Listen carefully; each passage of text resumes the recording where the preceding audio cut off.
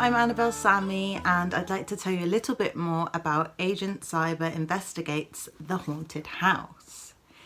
This is book 3 in the Agent Zaiba series, and in this book, Zaiba and Poppy have gone to Oakwood Manor where their new friend at school lives.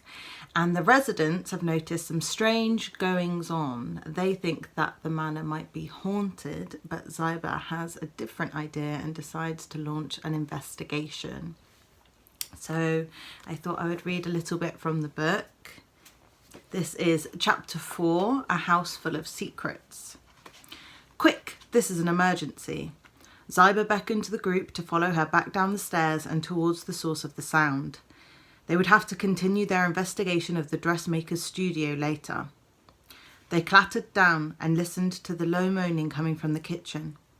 They ran over and burst in to find Courtney being comforted by Jack. Olivia ran up to her mum and gently put a hand on her back. "What happened, Mum? Are you okay?" Courtney sobbed. "It's my silver bracelet. It's gone. My grandma gave it to me for my 21st birthday. Jack patted her back soothingly. "We've looked everywhere. The sink, the drawers, the bin, even in the burger mix. But it's just vanished." Jack had a grim look on his face. Zaiba knew from Olivia's stories that this wasn't the first time something had disappeared without a trace at Oakwood Manor. Olivia dragged herself over to the kitchen table and sat heavily on a stool, her head in her hands. "This is getting scary.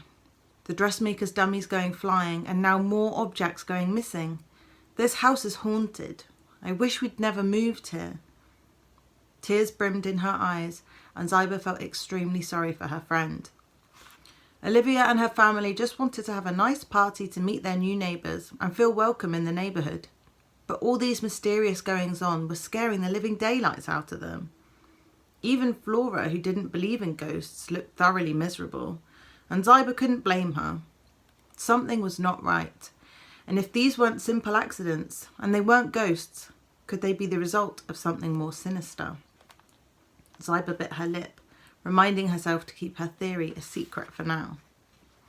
She didn't want to scare anyone, but it was time to take decisive action. "Don't worry, everyone," Zaiba announced. "The Snow Leopard Detective Agency UK branch is here. We'll get to the bottom of this." She smiled reassuringly at Olivia, and Poppy gave Flora a hug. "Together we can solve this mystery, ghost or no ghost."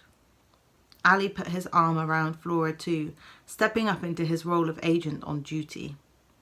It seemed to work, as the sisters immediately looked more hopeful. "Do you really think you can help?" Olivia asked. "Of course.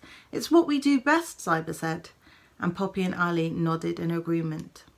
But as she spoke, Zaiba caught Courtney's eye and couldn't help but notice the glint of worry was still there.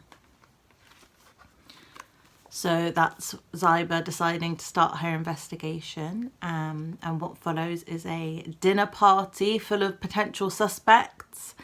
Zaiba going around Oakwood Manor finding all sorts of secret passageways and putting the clues together. So, can she crack the case? You'll have to read the book to find out.